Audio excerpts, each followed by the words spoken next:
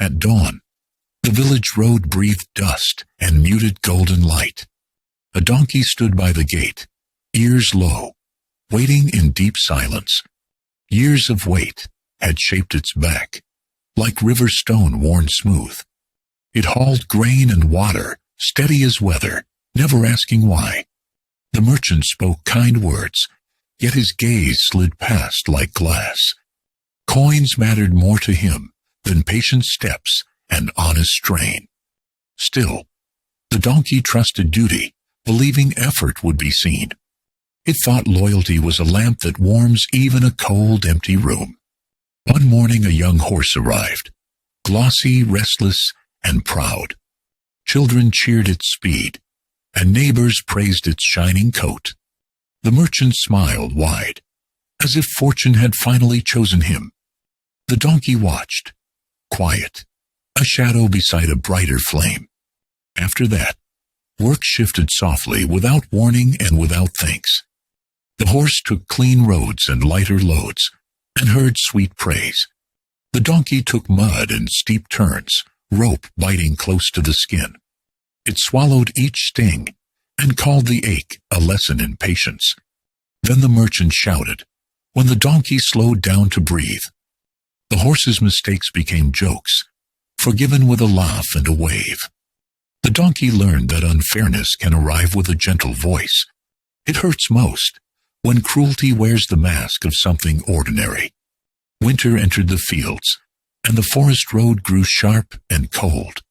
One late journey started with an overfilled cart and harsh wind. The horse tried first, legs slipping, pride cracking in the cold ruts under the wheels.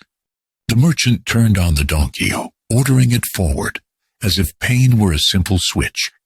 It stepped in, not to impress, but to keep the old promise it had made to endure.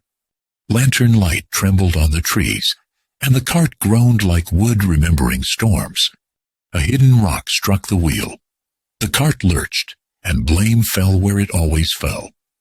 "Pull harder," the merchant yelled, and the words cut deeper than any strap across skin.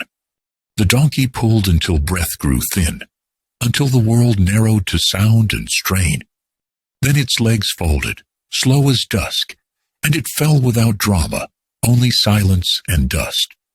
The merchant climbed down, not with worry, but with anger that the journey had slowed. He offered no water, no hand, no softness, only the order to rise and serve again. The donkey tried, knees shaking, and felt its will scrape against the ground of truth. With a rough tug, the harness was removed, like a tool tossed aside after it breaks.